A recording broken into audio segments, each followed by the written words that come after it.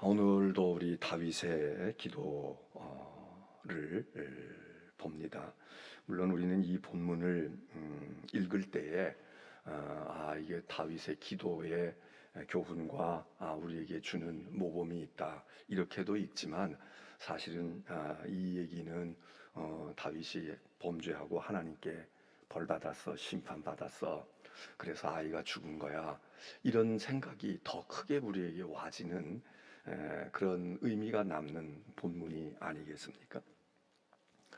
우리가 이제 성경을 이렇게 읽게 될 때에 우리가 물론 이제 목사들이 설교하고 전통적으로 이렇게 성경을 강해해 온 것들이 뭐 우리 목사들도 그렇게 공부를 한 것이고 그렇게 받은 것이니까 그게 이렇게 전수가 되죠. 그래서 우리는 그런 그 안목과 관점을 가지고 성경을 이해하기가 그게 편하고 그게 또 거의 정도에 가깝습니다. 근데 때로는 우리가 한번 그냥 성경이니까, 성경의 인물이니까 그냥 거기서 그러면 그렇다 이렇게만 늘 생각하는 것이 아니라, 약간은 맨날 이렇게 보고 있는데 이렇게 옆에 약간만 각도를 틀어서 보면은 이제 다른 모습이 보이지 않습니까? 경치를 볼 때에도, 예배당에서 여러분들이 예배 드릴 때도 여러분이 맨날 앉는 자리에서 예배 드릴 때 보여지는 시야에 딱 들어오는 광경이 있고, 카메라가 앵글을 잡아서 이거 보여주는 이거, 나는 뭐 딴 거 신경 쓸 거 없어, 그냥 카메라가 여기 비춰주면 여기 비춰주면 여기, 이렇게 보면서 그냥 익숙해져 있을 수가 있습니다. 만일에 여러분들이 맨날 여기 앉다가 저 뒤로 간단 말이에요. 이게 또 달라져. 이쪽으로 간단 말이에요. 이게 달라지는 거예요. 그러니까 여러분들이 예배 드릴 때 그냥 뭐 예를 들어 신체적으로 병약함이 있어서 졸음이 오거나 곤비에서 졸음이 오거나 습관적으로 그래서 집중이 안 되거나 그럴 때는 여러분들이 똑같은 예배당이지만 자리를 바꾸어 보시는 게, 이게 무슨 여기는 뭐 풍수지리설에 의해서 뭐 여기는 좋고 이런 의미가 아니라, 사람이 늘 익숙해져 있는 곳에서 조금 바꾸어 놓으면 좀 달라지잖아요. 여기 맨날 앉았는데 여기 편하네. 그냥 내가 있던 자리 옆에 박 권사님 있고 뒤에 뭐 김 집사님 있고 이랬던 거 하고, 옆에 보니까 모르는 사람이 있어. 그리고 내가 늘 보던 각도가 아니고 저기서 보려니까 신경을 써야 돼. 또 뒤에 있던 양반은 이 앞에 나와서 앉는 거야.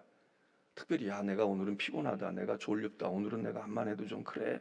그럴 때 여러분들이 그런 변화를 저 위층으로 또 올라갈 수도 있습니다. 저 위층에서 보던 이들은 맨날 거기만 앉는 게 아니야. 어떤 때는 바로 여기 턱 밑에 와. 그러면은 이게 사람이 이게 달라지잖아요. 그 한 시간에 달라져. 어떤 때는 여기 앉아보기도 하는 거야. 이게 찬양이 있을, 특송이 있을 때 이게 아무것도 아닌 것 같지만, 근데 우리가 그냥 맨날 똑같은 내가 앉는 자리, 제가 이 예배당에 오기 전에 우리 교인들에게 그런 얘기만, 새 예배당에 가게 되면 자리를 잘 정하십시오. 첫 번, 한두 번, 두세 번 더 앉는 자리가 당신의 평생의 자리가 되기 쉬워. 그러니까 예배당 갈 때 우리 거기 예배당에 기둥이 이렇게 있었잖아요. 그러니까 그런 자리 말고, 안 보이는 자리 말고 제일 좋은 자리가 어딜까를 정해서 주로 거기 앉고, 또 지금 얘기한 것처럼 때에 따라서는 이런 변화. 성경을 우리가 볼 때도 마찬가지입니다. 자, 우리는 다윗, 그러면 다윗이 얼마나 훌륭한 분입니까? 다윗이 대단한 분이죠. 그리고 우리가 알고 있어요. 다윗이 훌륭하긴 하지만 완전 무결하지 않다는 걸 알아. 그리고 그의 일생일대에 몇 번의 성경상으로 보여지는 실수가 있지만 그것뿐이겠습니까? 다윗이 그 몇 차례에 걸쳐서 있는 이건 좀 아쉽다, 이건 다윗답지 않아, 그런 것이 그것뿐이겠습니까? 그의 일생 가운데 더 많이 있겠지. 그리고 그런 흠결이 있음에도 불구하고 우리는 다윗을 존경합니다. 다윗은 믿음의 사람인 것 같아. 다윗이 뭐라고 시를 썼으면 그 시에서 우리가 감동을 받고 은혜를 받아. 근데 여기서 우리가 한번 오늘 우리의 현실 속에서 만일 다윗과 똑같지는 않지만 다윗 비슷한 유형의 사람이 있다, 그러면 우리가 그 사람을 신뢰할까요? 다윗과 같이 정말 대부분이 훌륭해, 대부분이 다 능력도 있고 존경받고, 근데 그 사람에게 흠결이 있어. 더군다나 그 흠결이 뭐 말에 실수를 했거나 이게 아니고 다윗과 같이 성적인 죄를 범했어. 여러분 용납하실 수 있습니까? 그러면 그 사람이 그 전에 저 사람 훌륭하고 기도도 열심히 하고 그랬는데 예 그래 사람이니까 그럴 수도 있지. 그리고 회개했잖아. 그리고 여러분 그럴 수가 있습니까? 여러분 그렇게 우리가 이런 걸 한번 생각해봐요. 우리는 다윗을 통해서는요 아무 문제가 없어. 오히려 그게 말이죠. 역시 다윗이 인간인데 그래도 회개했잖아. 금식하고 울고 그렇게 했으니까 너무 훌륭하지. 그건 성경 속에 나하고 직접 관계가 아니에요. 그건 2000년 전에 3000년 전에 있던 사람 얘기야. 근데 만일 우리 주변에 그런 사람이 있다. 그러면 여러분 은혜를 받을 수 있겠습니까? 은혜를 받을 수 있겠냐고. 미국의 복음 전도자 가운데서 짐 베이커라고 하는 분이 있습니다. 유명한 분이죠. 근데 그분이 성적인 문제가 있었어. 그리고 뭐 설교도 잘하고 노래도 잘하고. 근데 그 후에도 이제 그 사람은 워낙 그랬던 사람이니까 그 사람을 추종하는 분들이 그냥 그러기도 했지만 많은 사람들이 떨어져 나가고 그의 명성이 목실이 됐지. 자, 두 가지입니다. 그 사람이 회개하고 다시 강단에 섰어.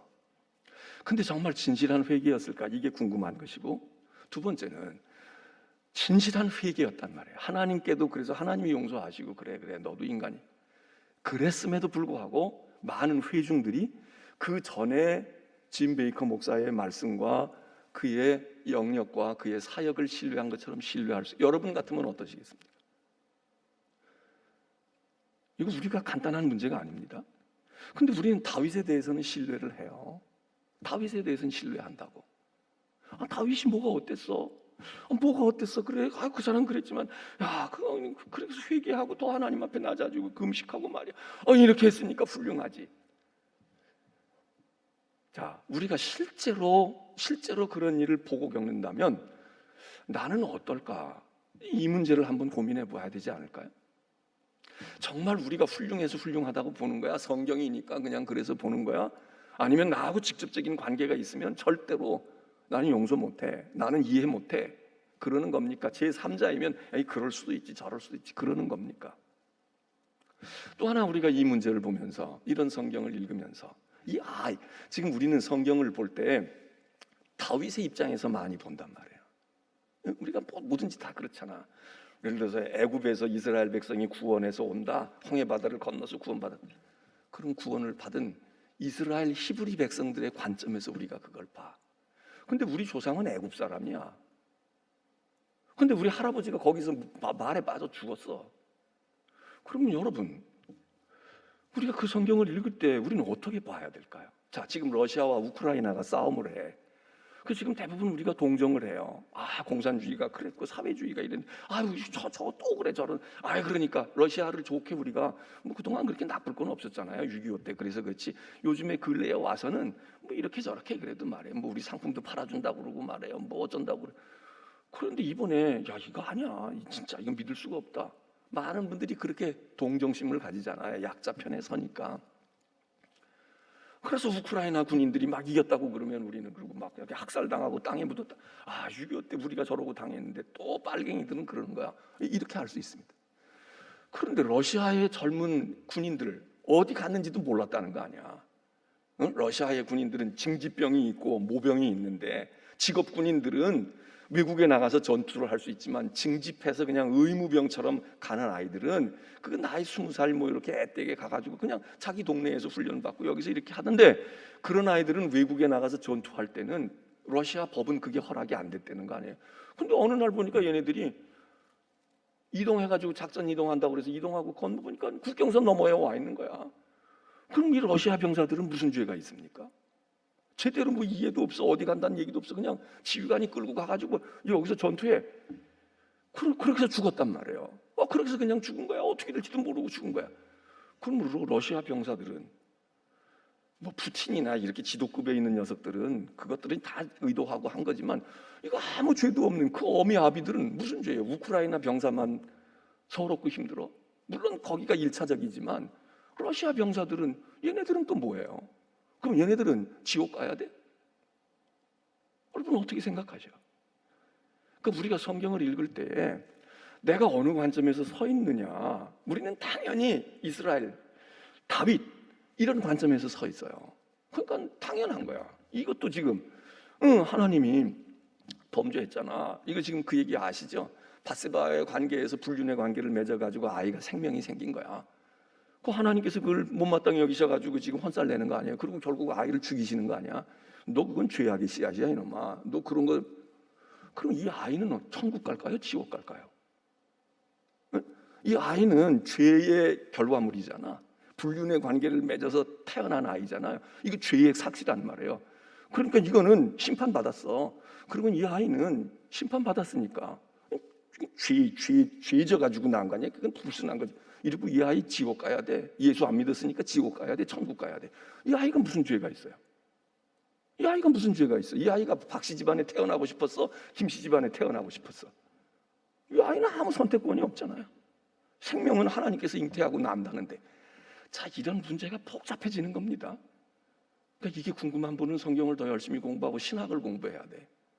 신학이 이 문제에 대해서 이제 뭐라고 연구해가지고 신학을 했다고 다 답이 나오는 것도 아니고, 자, 이 문제에서 우리가 이런 본문을 대하게 되면 우리는 당연히 한 관점에서 봐요. 그러니까 우리는 복잡하게 생각하면 굉장히 복잡해지는 거야.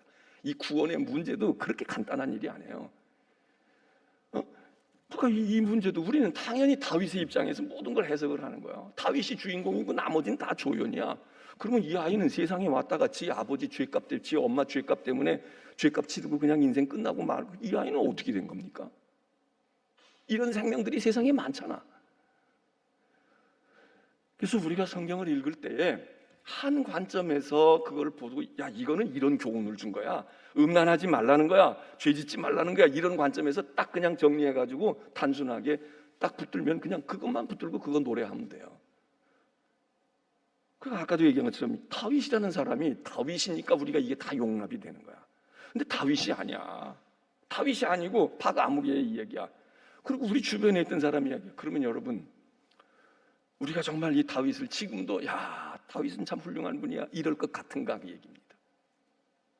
그럼 우리 마음은 뭐예요? 다윗이면 그렇고 성경의 인물이 아니고 다른 사람이면, 아, 그거는 있을 수가 없지. 아, 암만 그래도 그 사람이 제대로 회개했겠어. 아이고, 그런다고 우리가 어떻게 그 옛날처럼 몰랐을 땐 그러지만 알고 난 다음에 우리가 어떻게 더 그래? 우리는 뭡니까? 우리는 도대체 뭐야? 우리의 정말 가치관과 우리의 판단의 중심에 있는 생각은 뭡니까? 자, 예수님의 족보도 보면요, 우리는 예수 그리스도를, 야, 진짜 의로우신 분이고 흠없으신 하나님의 아들로 봐요. 근데 마태복음 1장 가서 보면 예수님의 족보가 나오잖아. 다 남자 이름이 나와. 아브라함으로부터 쭉 요셉에 이르기까지 14대더라. 그리고 수십 명의 남자 이름이 나와요. 부인은 누군지 말도 안 해줘. 그런데 한 4명의 여자 이름이 나와. 근데 그 여자 이름이 말이에요, 그 여자들이 하나같이 이게 제대로 돼 있거나 의로운 여자들이 아닌 거야. 그래서 성경을 연구하는 사람들은 말이죠, 왜 예수님의 족보에 말이야, 아니 이름을 쓰지 않든지, 여자 이름 다 쓴 것도 아니잖아, 부인 이름 다 써준 것도 아닌데, 그러면 아버지 쪽에 그 족보를 썼으니까 그냥 아브라함, 이삭, 야곱 이러고 나가는 것처럼 나가지, 왜 가끔 가다가 한 사람씩 어떤 남자에게는 부인 얘기를 하는데, 그 여자들이 기왕이면 좀 깨끗하고 의롭고 말이에요, 참 뭐 이러고. 아니, 유다는 말이에요, 유다라는 사람이 아들을 낳아서 베레스와 세라라는 쌍둥이를 낳았는데 그 부인 이름을 쓴다고. 근데 이게 다말이야. 이걸 왜 쓰냐고요. 다말이 누군지 아시지? 시아버지하고 관계를 맺어서 쌍둥이를 낳은 거야. 이게 아들입니까? 손주입니까? 며느리하고 시아버지하고 관계를 맺어가지고 낳았어. 아버지 쪽에서 보면, 유다 쪽에서 보면 이건 손주급이잖아요. 자기 며느리하고 낳은 거니까. 며느리가 볼 때는 아들이야. 이게 아들이야, 손주야. 복잡해집니다. 자, 이런 얘기가 여자가 있어. 그 다음에 나가다 보면요, 기생 라합 얘기가 나오는 거야. 보아스를 낳았는데, 보아스는 훌륭하지. 근데 그 어머니 되는 라합 얘기를 하는데 이게 기생이었다는 거야. 그 다음에 이야기가 나와요. 다윗 왕 이야기가 나와. 그리고 다윗의 아들 솔로몬 이야기가 나오는데, 솔로몬이 누굽니까? 불륜의 여자 밧세바와 낳은 아이야. 그리고 그 얘기가 오늘 지금 성경에 그 배경의 이야기가 오늘 등장하잖아요. 솔로몬이 어떻게 태어났는지. 자, 우리가 예수 그리스도를 성모 마리아하고 동정녀에게서 낳았다고 그러지만 우리가 믿음으로 보고 지금 우리가 성경이 그렇게 얘기하니까 만일 그 당시 세속으로 보게 되면 아니 남자도 몰라. 아직 약혼해놓고 정식 결혼도 안 했는데 배가 불러와. 오늘날 성적으로 많이 개방이 됐는데도 아직도 우리가 볼 때도 야 그거는 바람직하지 않아 이러는데 결혼도 안 하고 동거해? 그리고 말이야 약혼했는데 아무리 약혼녀라도 그래? 아니 결혼할 사람 다 정해놨어. 이제 날짜까지 받아놨어. 그러는데 미리 그냥 호텔 가가지고 같이 지내고 방 얻어서 같이 지내가지고 벌써 결혼 다 해서 속에는 뭐 임신이 됐든 안 됐든 다 그러고 신혼여행 가지 않아도 다 그렇게 하고 난 다음에 결혼식만 한 달, 두 달 뒤에 한단 말이에요. 요즘에 코로나 때문에 뭐 이렇게 돼가지고 이러는 경우도 많잖아. 그러면 그걸 우리가 바람직하게 봐요? 지금도 그렇지 않은데 이 당시에 오죽도 이거 돌에 맞아 죽을 여자지 마리아는. 엄연히 약혼 남자가 있는데 남자는 알지도 못해 손 한번 제대로 잡아보지도 않았는데 애가 생겼다는 거예요. 그럼 이 여자가 의로운 여자입니까? 어떻게 한결같이 성경에 말해요? 예수님의 족보에 있는 조상들 가운데 있는 할머니들 가운데서 어머니가 말해요. 다 이런 사람들. 아니 그걸 또 그러고 성경에 왜 써? 좋은 부인들도 많은데. 이분을 예수 그리스도라고 여러분은 고백할 수 있습니까? 그런 집안에서 난 아인데.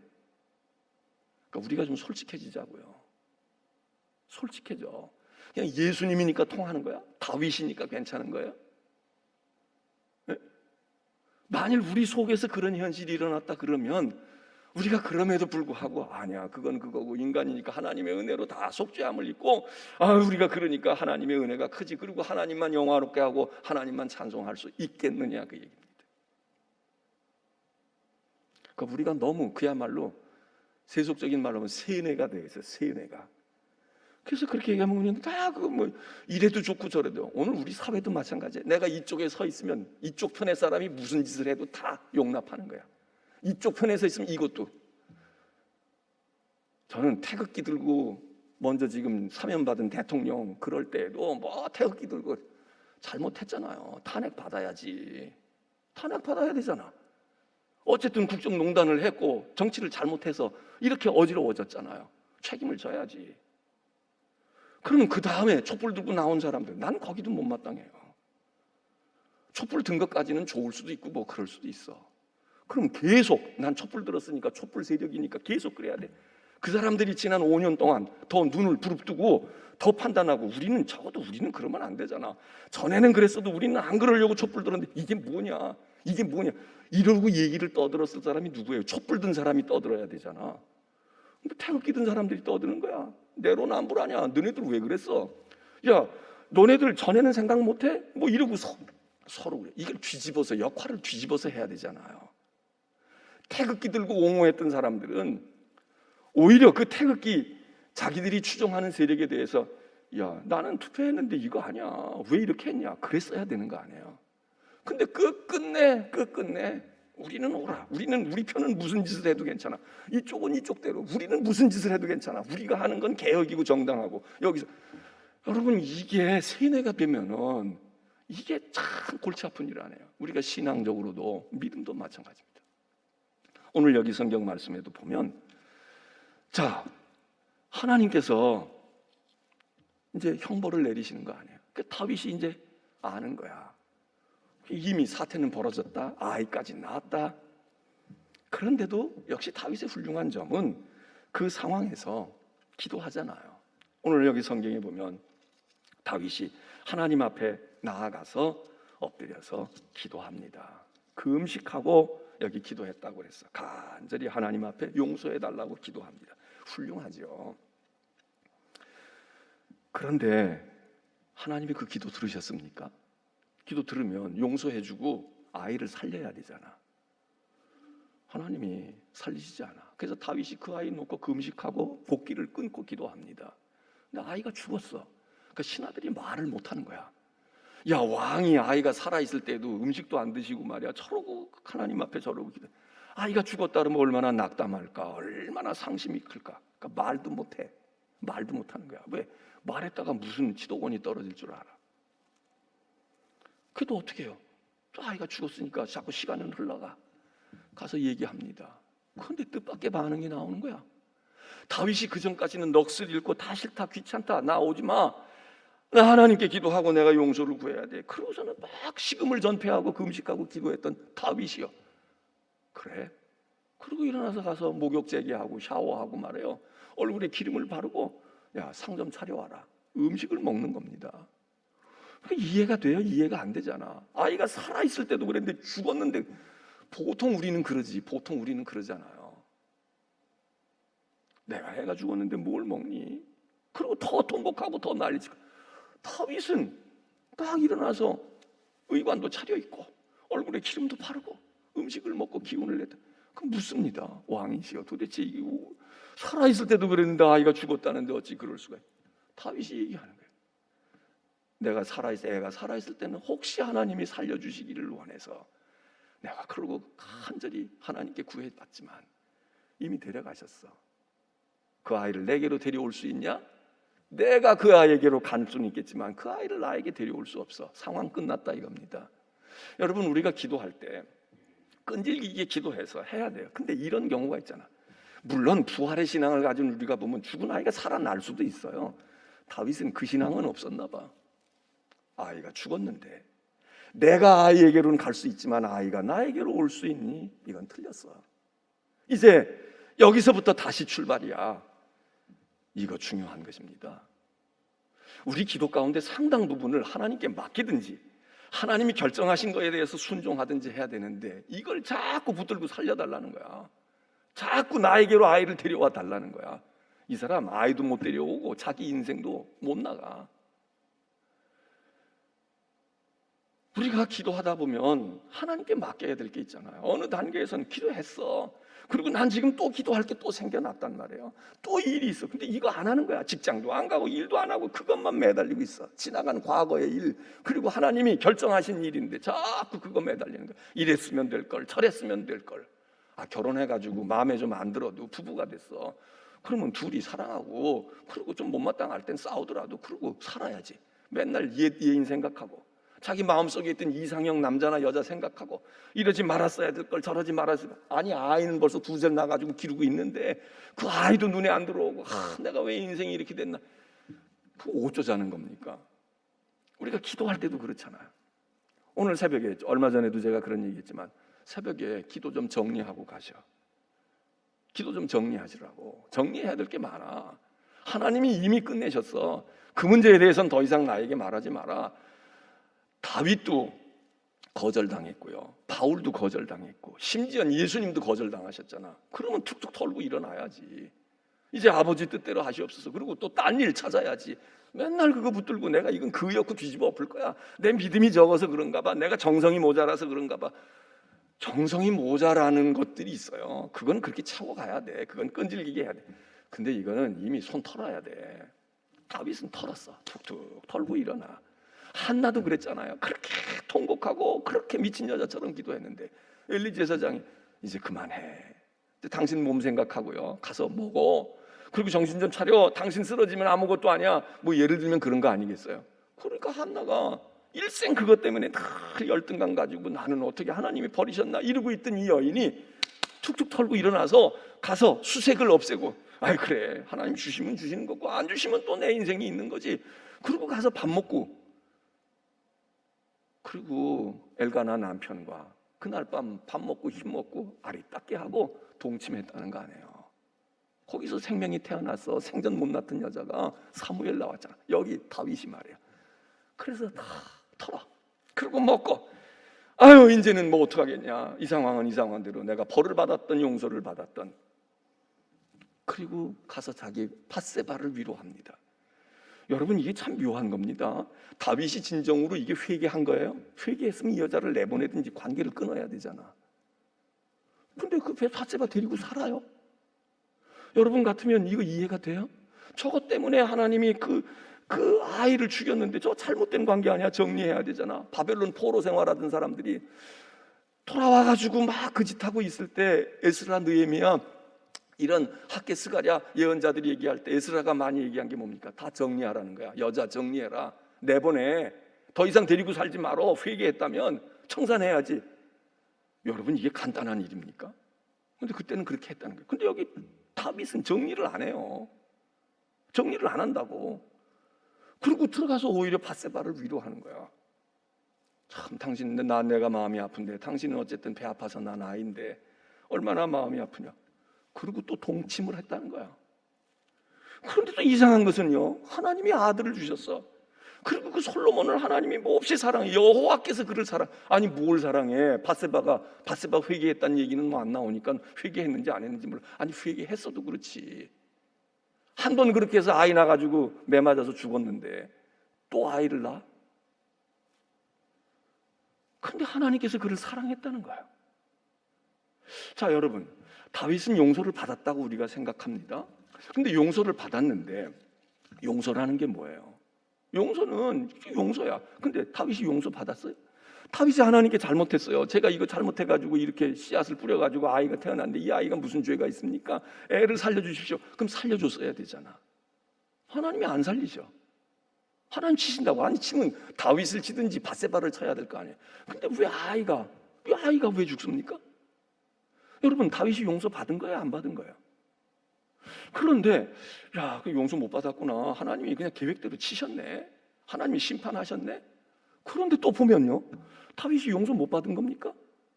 용서 받았잖아. 솔로몬이라고 하는 정말 중요한, 그리고 이 아이가 다윗의 많은 아들들 가운데 이 아이가 하필 다윗의 법통을 이어가는 뒤를 잇는 후왕이 되어지는 계승자가 왜 하필 다윗의 이 밧세바의 몸에서 나온 사람이라야 됩니까? 부인이 하나야? 많이 있어.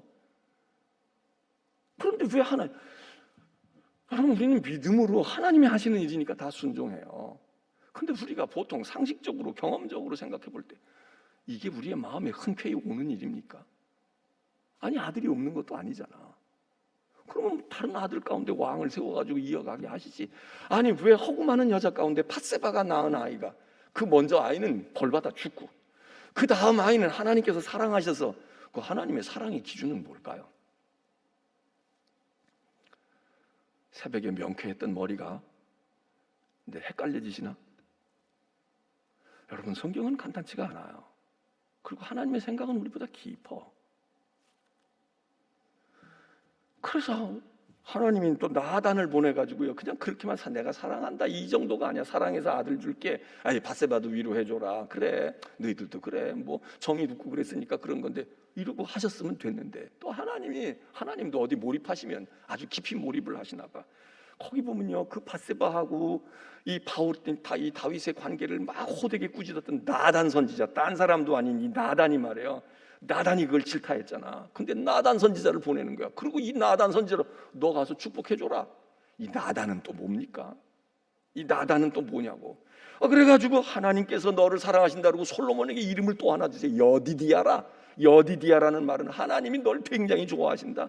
마치 그냥 늙은 할아버지가 말해요, 이게 막내 손주가 하나 태어났어. 그냥 어린 게 하나 100세에 태어났어. 그래서 이게 뭐 며느리가 낳은 건지 아니면 누가 어떤 여자가 낳은 건지 상관없이 그냥 손주 하나 얻었다는 걸 기뻐하는 이 할아버지처럼 하나님께서 이 밧세바가 낳은 아이, 물론 하나님이 주신 애지요, 그 아이에게 야, 나단 선지자, 너 가서 말이야, 그 솔로몬이라고 걔네들이 이름 지은 모양인데 이름 하나 다시 지어줘.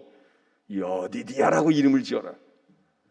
그러면서 내가 사랑해, 내가 너무 귀여워, 걔 너무 좋다, 이러고 특별한 이름까지 주었다는 거예요. 어떻게 보면 성경이 참 재미있기도 하고요, 성경이 참 복잡하기도 해. 우리의 마음이 말이에요, 야, 이건 뭐야, 도대체 이게 뭐 어떻게 돼가는 거냐. 근데 그 속에서 하나님의 섭리와 사랑이 있어요. 여러분은 오늘 용서 받으셨습니까? 용서 받았지. 내가 죄인인데 내가 생명 건짐을 받았잖아. 생명 건짐을 받으면 용서 받은 겁니까? 나 용서 못 받았지. 하나님이 나 재산도 걷어가고 나 치시고 말이야. 여러분, 하나님이 치시면 용서하지 않은 겁니까? 하나님이 이 아이를 쳤어. 그 심판해버리셨다고. 근데 하나님이 용서하셨잖아. 여러분, 용서라는 걸 우리가 잘못해놓고도 아무 손 하나 까딱하지 않고 있는 것을 용서라고 생각하면 그것도 잘못 생각하는 겁니다. 용서해줬는데 왜 그래요? 아니야, 용서는 용서고 야단은 야단인 거야. 죄가 있어서 죄를 심판해가지고 감옥에 쳐넣어. 그러면 심판한 거지 용서해요? 근데 용서일 수 있어요. 우리가 용서를 받았지만요, 우리는 용서를 받았어. 근데 우리 아들을 하나님이 데려가시진 않았어. 내 딸을 데려가지는 않았어. 내 몸에 하나님이 병을 주시진 않았어. 그럼 우리 심판 안 받았어요? 여러분, 다윗은 지가 낳은 밧세바사에서 낳은 아이가 죽는 걸 보고 처절히, 야, 왜 저 아이가 죽어야 되나? 제가 잘못했어요. 그래도 그 심판을 수용하는 믿음, 용서하시고 살려주시는 것만 할렐루야가 아니고 죽이셔도 하나님 제가 이랬는데도 아니면 하나님이 치시면 치시는 거죠. 그리고 하나님의 심판을 수용하는 믿음, 기도했는데 기도의 응답 때문에 기도를 또 하는 게 아니라 기도했는데 거절됐어, 기도했는데 내 뜻대로 안 됐어, 하나님 알았어요, 하나님 뜻이 계시고 그렇죠, 결과는 그렇게 가는 게 정상입니다. 그리고 손 털고 일어나는 것도 기도입니다. 그렇게 기도하는 사람의 기도의 응답만이 있어야 나는 응답을 받아야. 응답받고 망한 사람들 있잖아. 광야에서 메추라기 달라고 고기 달라고 고기 먹고 그거 응답받았는데 왜 망해요? 근데 우리가 알아야 될 건 하나님이 오늘 우리를 심판하시지 않아요. 다윗의 아들처럼 우리 걷어가면 우리 아들 하나 둘밖에 없는데 하나님 다 걷어가셔. 그런데 우리는 심판 안 받고 우리는 다 철저히 용서받았다. 하나님이 그냥 우리는 잘 봐주셨네. 나도 살리고 내 아이도 살리고 재산도 살리고. 천만에 하나님이 더 무섭게 심판했답니다. 누구? 예수 그리스도를. 나중에 알고 봤더니 내 아이가 죽어야 될 건데 하나님의 아들을 죽이시는 거야. 너 죄졌지. 죄값은 치러야 돼. 우리가 용서해 하나님을 찬양해요. 하나님이 날 용서하셨다. 나를 죄의 구덩이에 던지셔도 되는데 하나님이 나를 천국에 들이셨구나. 너무 좋아만 하지 말자고요. 왜? 하나님이 심판을 무섭게 하셨어. 내 손 하나 까딱이지 않으셨지만, 내 가시에 여기다가 뭐 하나 상책이 내지 않으셨지만, 하나님이 맹청 같은 당신의 아들을, 아무 죄 없는 아들을, 야, 네가 가서 그 대가를 치러야 되겠어. 기막힌 거 아닙니까? 기막힌 현실 아니야? 우리는 그러니까 다윗보다 더 큰 은혜를 받았어. 다윗처럼 하나님이 우리를 때리셔도 우리는 믿음으로 일어나서 하나님 알았습니다. 그것도 하나님이 봐주신 거죠. 이러고 해야 되는데 우리는 그건 못 참아. 왜? 하나님을 믿고 내가 기도했는데 하나님 나에게 응답 안 해주시고, 하나님 내가 이렇게까지 했는데, 그리고 우리는 반발이나 하고 떼나 쓰고 있어. 그리고 하나님께서 우리를 구원하시고 용서해 주시면 그냥 하나님이 용서했다고 생각하는 거야. 하나님이 자비로우셔서. 하나님이 그렇게 자비로운 분이 아닙니다. 그런 점에선 하나님 냉혹한 분이야. 네 죄값을 내가 너에게 물으면 너 또 어떻게 되겠어? 엉뚱하게 하나님의 아들에게다가 내가 좀 해결해야 되겠다. 그래서 우리가 십자가의 은혜가 중요한 거 아닙니까? 오늘 우리는 다윗의 이야기 속에서 퀘스천 마크가 많이 달릴 수가 있어요. 그 퀘스천 마크 중에 의문부호 가운데서 아주 우리가 해결할 수 없는 의문부, 그 왜 그래야 되나? 이겁니다. 아들이 죽은 아이가 천국 갈 거야 지옥 갈 거야, 이것 가지고 무슨 철학적으로 신학적으로 고민해가지고 논문 써가지고 박사되고, 이것보다 더 중요한 것은 왜 죄는 우리가 졌는데, 내가 저질러 놓은 일들은 그냥 별일이 없는데 하나님의 아들이 왜 죽으셔야 돼? 왜 하나님이 고통을 당하셔야 돼? 왜 하나님이 괴로우셔야 돼? 이게 은혜지요. 이게 은혜야. 기도합니다. 오늘 저는 제가 얘기하면서도 제가 얘기한 것이 복잡한 이야기입니다. 기도할 때, 자, 첫째 기도합시다.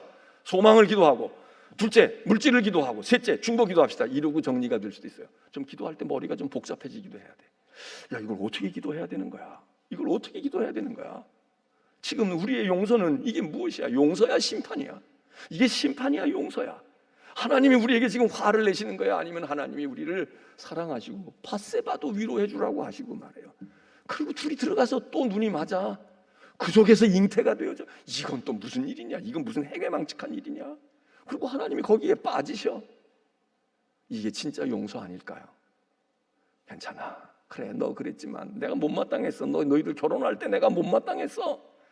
나는 그런 며느리, 그런 사위 보고 싶지 않았어. 그런데 결혼하고 난데 이게 내 사위야, 내 딸아이가 좋아하는 남편이야, 우리 아들이 좋아하는 여자. 그건 나도 그 며느리 사랑하는 거요. 그 아이가 낳은 애 보고 싶지도 않았어. 저런 게 우리 집안에도 이랬는데 웬걸 들어왔는데 내 마음이 풀어지고 사랑하고, 이거 내 딸이구나, 이건 내 사위가 아니라 아들이로구나, 이러는 사람들이 있잖아요. 혹시 여러분이 가족관계에서도 그렇지 못하다면 오늘 하나님, 나도 하나님이 밧세바 사랑하셨는데, 그리고 걷어가실 땐 걷어가시지만 솔로몬 같은 아이 주셨는데, 나도 우리 개가 솔로몬이 되게 해주세요. 여디디아가 되게 해주세요. 우리 못마땅한 며느리, 못마땅한 우리 사위 아니야, 하나님이 그를 사랑하신대. 그리고 하나님이 그들을 통해 복을 주시는구나. 걷어갈 땐 걷어가시더라도 오늘도 우리가 하나님의 마음도 이해해 보시자고 기도합니다.